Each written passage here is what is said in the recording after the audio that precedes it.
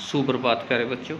कक्षा +1 का ज्योग्राफी का हमारा एक नया अध्याय स्टार्ट किया था, एक नया टॉपिक किया था भूगोल एक विषय के रूप में। यानी हमने इसकी डेफिनेशन और भूगोल के बारे में जाना था।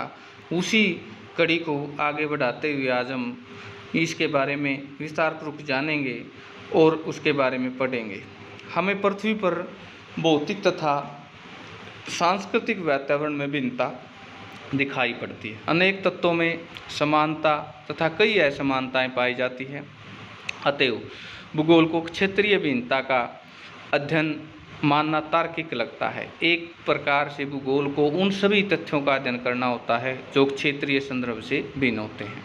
भूगोलवेत्ता मात्र धरातल पर तथ्यों की विभिन्नता का अध्ययन नहीं करते, अपितु उन कारकों का भी अध्ययन करते हैं जो इन विभिन्नताओं के कारण होते हैं। उदाहरण के लिए फसल का स्वरूप एक प्रदेश से दूसरे प्रदेश में भिन्न होता है। ऐसा ही भूगोल में भी हम जानते हैं भिन्न होता है एक प्रदेश से दूसरे प्रदेश में, किंतु यह भिन्नता एक तथ्य के रूप में मिट्टी, जलवायु, बाजार के में मांग, किसानों की व्यय क्षमता, तकनीकी निवेश की उपलब्धता आदि की भिन्नता में संबंधित होती है। इस प्रकार भूगोल की दिलचस्पी किसी दो तत्वों या एक से अधिक तत्वों के मध्य कार्य कारण संबंध में ज्ञात करने से है। एक भूगोलवेत्ता तथ्यों की व्याख्या का कार्य कारण संबंधों के ढांचे से करता है, क्योंकि यह केवल व्याख्या के सहायक नहीं होता, अपितु तथ्य के पूर्वानुमान एवं भविष्य के परिप्रेक्ष्य के देखने की क्षमता भी रखता है।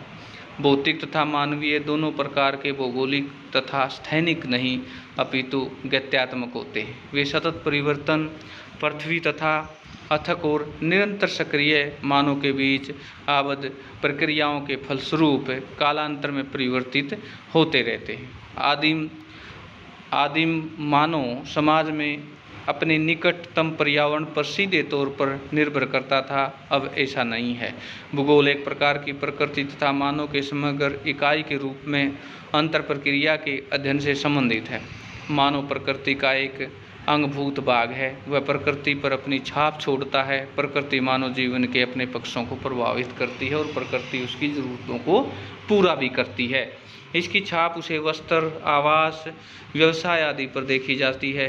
मानव के प्रकृति के साथ समझौता, अनुकूलन अथवा अपरिवर्तन के माध्यम से किया है। जैसा कि आप जानते हैं, वर्तमान समाज में आदिम समाज की अवस्था पार कर चुका है। उसने तकनीकी के खोज एवं प्रयोग, अपने अस्तित्व के लिए सन्निकट परिवेश, प्राकृतिक वातावरण, अपरिवर्तित पर प्राकृतिक संसाधनों का समुचित उपयोग करते हुए अपने कार्य क्षेत्र के क्षितिज के परिवर्तन कर लिया है। तकनीकी के क्रमशः विकास के साथ मानव अपने ऊपर भौतिक पर्यावरण द्वारा कसे हुए बंधन को ढीला करने के सक्षम हो गया है। तकनीकी के श्रम में कठोरता को कम कर श्रम क्षमता को बढ़ाया और अवकाश का प्रावधान करते हुए मानव के उस तरह आवश्यकताओं को पूर्ण करने का अवसर दिया। उसने उत्पादन के पैमाने एवं श्रम की गतिशीलता में वृद्धि हुई।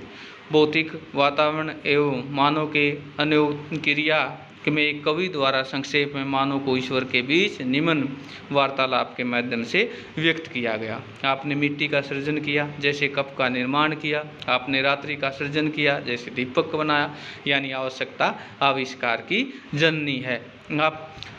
आपने बंजर भूमि, पहाड़ी भूभाग, मरुस्थलों का सृजन किया। फूलों की क्यारी, बाग बगीचे बनाए। प्राकृतिक संसाधनों का प्रयोग करते हुए मानव अपने सृजनात्मक योगदान का दावा करता है। तकनीकी की सहायता से मानव आवश्यकताओं की अवस्था स्वतंत्रता की ओर अग्रसर है। अपने सर्वत्र अपनी छाप छोड़ी और प्रकृति के सहयोग से नई संभावनाओं का सृजन किया। एक प्रकार में मानवीकृत प्रकृति प्रभावित मानव के दर्शन होते हैं।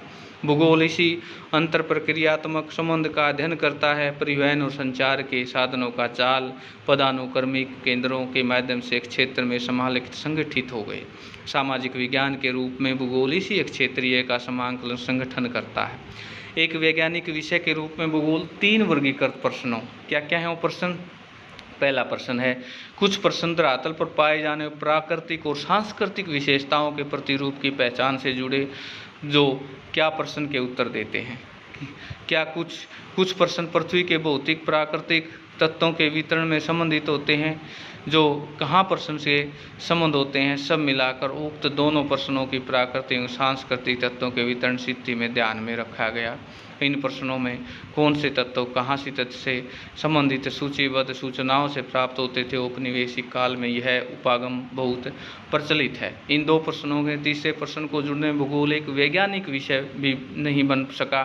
यह तृतीय प्रश्न व्याख्या अथवा तत्वों के मध्य कार्यकरण से संबंध में जुड़ा हुआ है। भूगोल का यह पक्ष क्यों प्रश्न से जुड़ा हुआ है? इस एक प्रश्न के रूप में भूगोल का करोड़ क्षेत्र से संबंधित होता है, स्थानिक विशेषताओं गुणों का विवेचन करता है, इस क्षेत्र में तथ्यों के वितरण, स्थिति, केंद्रीकरण, प्रतिरूप का अध्ययन करता है तथा इन प्रतिरूपों में व्याख्या करते हुए उसका स्पष्टीकरण देता है, और यह मानव का उसके भौतिक वातावरण के मध्य ज्ञातात्मक अंतरक्रिया से उपजे तथ्यों के बीच शास्त्रीय और अंतर संबंध विशेषण है। तो प्यारे बच्चों, आज के लिए जो हमारा नोट्स बनेगा वो ये है कि भूगोल का प्रकृति से क्या संबंध है और मनुष्य अपनी ज़रूरतों को भूगोल से या प्रकृति से कैसे पूरा करता है। इस पर सुंदर नोट्स तैयार करना है और ये लेसन रीड करना अच्छे ढंग से। आज के लिए